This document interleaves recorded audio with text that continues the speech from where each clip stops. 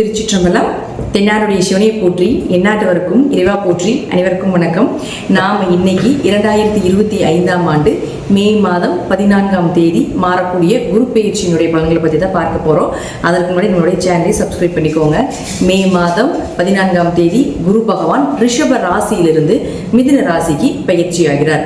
5 ராசிகளுக்கு மிகப்பெரிய யோகத்தை வாரி வழங்க போறார். அதில் பார்த்துட்டிங்கன்னா உங்களுக்கு துலாம், தனுசு, கும்பம், ரிஷபம் மற்றும் சிம்மம் இந்த 5 ராசிகளுக்கு மிகப்பெரிய அதிர்ஷ்டங்களையும், மீதி இருக்கக்கூடிய ராசிகளுக்கு ஒரு மத்தியமமான ஒரு அமைப்பையும் நிச்சயமாக ஏற்படுத்தி கொடுப்பாரு அப்படிங்கிறது உண்மை. குரு அப்படின்னு சொல்லக்கூடியவர் முழுக்க அவர் ஒரு சுப கிரகம். யாருக்கும் பெரிய அளவுக்கு கெடுதலை செய்வதில்லை. 6ஆம் இடத்துல, 8ஆம் இடத்துல, 12ஆம் இடத்துல மறைந்தாலும் கூட ஒரு பிரச்சனைகளை கொடுத்து பின்பு நன்மைகளை கொடுப்பார் அப்படிங்கறத உண்மையை தவிர, குருவை பொறுத்த வரைக்கும் குரு பயிற்சி ஆகிறாரு அப்படின்னாலே அதீத நன்மைகளை தான் நமக்கு தரப்போகிறார் அப்படிங்கறத நம்ம மனசுல நினைச்சுக்கணும். அடுத்தது பாருங்க, மிதுன ராசிக்கு மட்டும் என்ன பண்ணுவாருன்னா, உங்க ராசிக்குள்ள வரும் பொழுது உங்களுடைய கெட்டது எல்லாத்தையுமே விலக்கி, கெட்ட சேர்க்கைகள், கெட்ட நண்பர்கள், கெட்ட தொடர்புகள் எல்லாத்தையுமே விலக்கி உங்களுக்கு நன்மைகளை மட்டுமே பெற்றுக் கொடுப்பார் அப்படிங்கிறது தான் இந்த குரு பயிற்சியினுடைய முழு பலன் ஆகும். அதே போல குரு ஒரு இடத்துக்கு மாறும் பொழுது அந்த வீட்டினுடைய அந்த கிரக நிலைகள், அது மட்டும் இல்லாம அந்த துறைகள் எல்லாமே புகழடையும், பெயர் வாங்கும். அதே போல அதுல கூடிய திறமைகள் மூலமாக பரிசுகளும் பாராட்டுகளும் கிடைக்கும் அப்படிங்கறத பாத்துக்கலாம்.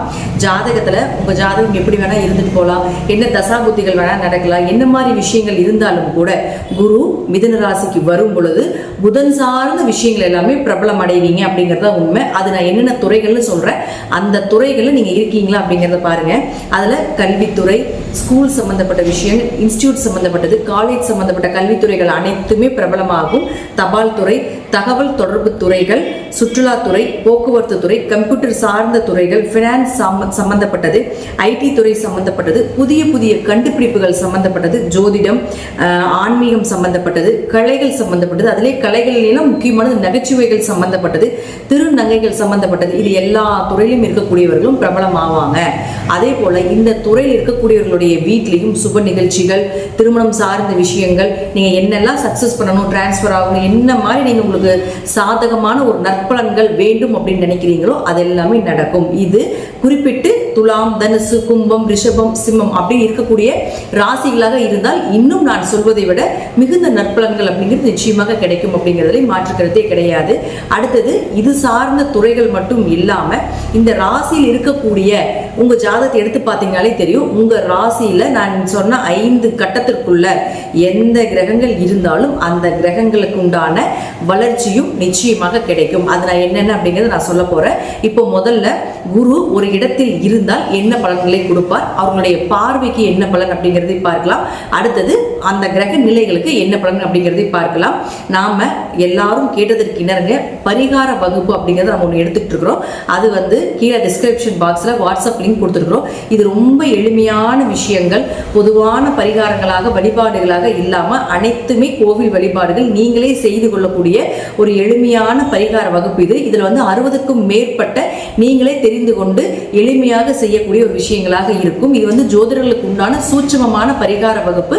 இதை நான் இப்போ உங்களுக்கு தரப்போற விருப்பம் இருக்கக்கூடியவர்கள் கீழே இருக்கக்கூடிய வாட்ஸ்அப் லிங்க்ல ஜாயின் பண்ணிக்கோங்க. இப்ப நாம ஒவ்வொரு ராசிக்கும் இந்த குரு பயிற்சி மூலமாக என்னென்ன நடக்கும் அப்படிங்கறத நம்ம பார்க்கலாம். மகர ராசிக்குண்டான குரு பகவானுடைய பயிற்சி பலன்களை பத்தி பார்க்கலாம். மகர ராசி குரு வரக்கூடிய காலகட்டங்கள்ல உங்களுக்கு முற்றிலும் 7.5 சனி அப்படிங்கிறது முடிஞ்சிருக்கும். இருப்பினும் முதல்லயே குருவினுடைய பார்வை வந்துருச்சு. ஒரு வருஷமாவே உங்க ராசியை குரு பார்த்துட்டு இருந்தார் கடந்த வருடங்கள்ல. இதெல்லாமே உங்களுக்கு நன்மைகளை கொடுத்திருக்கும். இப்போ குரு பகவான் அப்படின்னு சொல்லக்கூடியவர் உங்களுடைய ராசிக்கு 6ஆம் வீட்டுக்கு வருகிறார். அப்போ 6ஆம் வீட்டுக்கு மறைறாரே மகர ராசிக்கு, அப்ப ஏதாவது நிறைய பிரச்சனைகளை கொடுப்பாரா அப்படிங்கிறது ஆம். ஒரு வகையான பிரச்சனைகளை கொடுத்தாலும் கூட குரு அப்படின்னு சொல்லக்கூடியவர் யாரு, ராசிக்கு 3 மற்றும் 12ஆம் அதிபதி, மறைவு ஸ்தானாதிபதி. மறைந்தால் கெட்டவன் கெட்டால் கிட்டிடும் ராஜயோகம் வேலை செய்யும். ஒரு கெட்ட கிரகம் கெட்டு போயிருச்சுன்னா அந்த கெடுதல் அப்படிங்கிறது அந்த வருடம் இருக்காது அப்படிங்கறதுதான் அமைப்பு. அப்போ மகர ராசியை பொறுத்த வரைக்கும் பாத்துட்டீங்கன்னா 6ல் குரு இருக்கும் பொழுது கொஞ்சம் கடன், கொஞ்சம் நோய் இருக்கிறது, கொஞ்சம் மனசு சரியில்லாம இருக்கிறது, வேலையில ஒரு திருப்தி இல்லாம இருக்கிறது, ஒரு சுறுசுறுப்பு இல்லாம இருக்கிறது, இதெல்லாமே 6ல் குரு வந்தா நடக்கும். ஆனால் 3 6ஆம் வீட்லயும் 12ஆம் அதிபதி 6ஆம் வீட்டுல இருந்தால் வெளிநாடு வெளியூர் பயணங்கள், வெளிநாட்டில் வேலை, தீர்த்த யாத்திரை பயணங்கள், கோவில் வழிபாடுகள் இது எல்லாமே நிச்சயமாக ஏற்படுத்தி கொடுப்பார். தான தர்மங்கள், அன்னதானங்கள், பயணத்தின் மூலமாக உங்களுக்கு ஒரு நன்மைகள் இதெல்லாம் ஏற்படுத்தி கொடுப்பார். அப்ப அவரே 3ஆம் அதிபதியும் ஆகிறதால காரியங்கள் கைகூடி வர்றது இதெல்லாமே நிச்சயமா நடக்கும். சகோதரர்கள் இருந்து சண்டை சச்சரவு பிரச்சனைகள் எல்லாமே மறையிறது.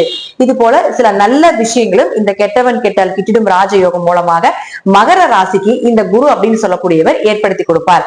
அடுத்தது நம்ம குரு 6ஆம் இடத்துல இருந்தால் இப்படி இருக்கும் அப்படிங்கறது நம்ம கன்வெர்ட் பண்ணி சொன்னாலும் கூட, அடுத்தது பாருங்க, இந்த நான் சொல்லக்கூடிய இந்த ஸ்கிரீன்ல இருக்கக்கூடிய கட்டத்துல ஸ்டார் போட்டிருக்கக்கூடிய கட்டத்துல உங்க ஜாதகத்துல என்னென்ன கிரகங்கள் இருக்கு அப்படிங்கறத பாருங்க. அப்படி அந்த கிரகங்கள் இருந்து விட்டால் நிச்சயமாக நான் சொல்லக்கூடியது பழித்தே தீரும் அப்படிங்கறதுல மாற்றம் இல்லை. ஃபர்ஸ்ட் மகர ராசியை பொறுத்த வரைக்கும், மகர லக்னத்தை பொறுத்த வரைக்கும் உங்களுடைய ராசி அதிபதி மற்றும் 2ஆம் அதிபதியான சனி பகவான் இருந்து விட்டால் நிச்சயமாக பெயர், புகழ், மதிப்பு, மரியாதை இதெல்லாமே ஏற்படுத்தி கொடுப்பார். 2ஆம் இடம் அப்படிங்கிறது பொருளாதாரத்தை சொல்றதுனால பொருளாதாரம் அதிகமாகிறது, உங்க பேச்சுக்கு ஒரு மரியாதை கிடைப்பது, தன வரவு, பண வரவு அப்படிங்கறத ஏற்படுத்தி கொடுப்பார் அப்படிங்கிறது மாற்றம் கிடையாது. குரு சனியை பார்த்தால் பிரம்மகத்தி தோஷம்னு சொல்லுவோம். அப்ப உங்க ஜாதகத்துல ஏதாவது ஒரு பிரம்மகத்தி தோஷம் இருக்குது, குறைகள் இருக்குது, அதனால சுப நிகழ்ச்சிகள் தடையாகுது, குழந்தை பிறகு பிரம்மகத்தி தோஷம்லாம் இருந்ததுன்னா குழந்தை அபாயிஷன் பண்ணாதான் பிரம்மகத்தி தோஷம் வரும். பிராமணரை திட்டினது, பிராமணரை வதைத்தது இப்படின்னு ஒரு சில குறிப்பிட்ட விதிகள் இருக்கு. அதெல்லாம இருந்தாதான் உங்களுக்கு அந்த பிரம்மகத்தி தோஷம் அப்படிங்கிறது ஜாதகத்துல ஏற்படும். அப்படி இருந்தால் இந்த காலகட்டங்கள்ல குரு சனியை பார்க்கும் பொழுது நீங்கள் செய்யக்கூடிய இந்த பிரம்மகத்தி தோஷமோ அல்லது ஏதாவது ஒரு வழிபாடுகள் மூலமாக சர்வ தோஷங்களும் நிவர்த்தியாக அது யோகமாக மாறக்கூடிய அமைப்பையும் ஏற்படுத்தி கொடுப்பார். அடுத்தது பாருங்க, உங்களுக்கு செவ்வாய். இந்த செவ்வாய் அப்படின்னு சொல்லக்கூடியவர் யாருன்னா 4 மற்றும் 11ஆம் அதிபதி. இந்த 4 மற்றும் 11ஆம் அதிபதி குரு பார்த்தால் குரு செவ்வாய் அப்படின்னு பார்த்தா குரு மங்கள யோகம் ஏற்படும். குரு மங்கள யோகம் அப்படிங்கிறது வீடு, மனை, சொத்து சுகங்கள், ஒரு போஸ்டிங்ல இருந்து அடுத்த போஸ்டிங் போகிறது, உயர் பதவிகள் கிடைப்பது, ப்ரமோஷன் கிடைப்பது, நல்ல சூப்பர்வைசிங் மைண்ட், இது எல்லாமே குரு செவ்வாய் சேர்க்கையாக இருந்தால் ஏற்படுத்தி கொடுப்பார். மேக்சிமம் ஃபர்ஸ்ட் வீடு கட்டுறது. அப்ப இந்த குரு செவ்வாய் யாருடைய ஜாதத்துல சேர்ந்தாலும் பாருங்க, சொந்த வீடு, பெரிய பிரம்மாண்ட வீடு எல்லாம் கட்டியிருப்பாங்க. இப்போ நமக்கு அந்த வாய்ப்பு இருக்கு அப்படின்னு பார்க்கும் பொழுது இவரே உங்களுக்கு 4ஆம் அதிபதி ஆகிறார் இல்லையா? அப்ப 4ஆம் அதிபதி யாரு? இயற்கையாகவே வீடு, மனை, சொத்துக்கள், வண்டி, வாகன யோகத்தை கொடுக்கக்கூடியவர் இல்லையா? இயற்கையாகவே செவ்வாய் அதைத்தானே வாங்கியிருக்காரு உங்க ஜாதகத்துல. அப்ப அவரே 11ஆம் அதிபதியும் ஆகி லாபத்தையும் கொடுக்கிறாரு இல்லையா?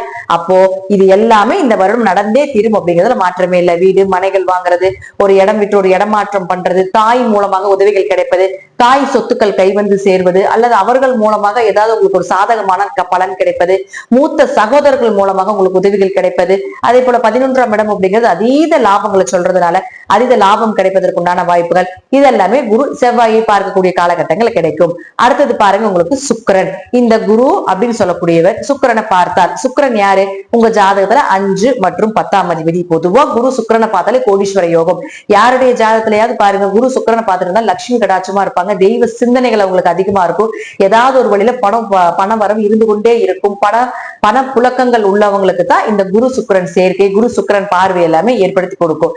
அப்போ இந்த ஒரு வருடம் உங்களுக்கு இந்த குரு சுக்கிரனை பார்த்து விட்டால் இயற்கையாகவே அது 5ஆம் அதிபதி ஆகிறதுனால நிச்சயமாக உங்களுக்கு குல தெய்வத்தினுடைய அனுகிரகம் கிடைக்கும், குடும்பம் ஒற்றுமையாக இருக்கும், குழந்தை பிறப்பதற்குண்டான வாய்ப்புகளையும் ஏற்படுத்தி கொடுப்பார்.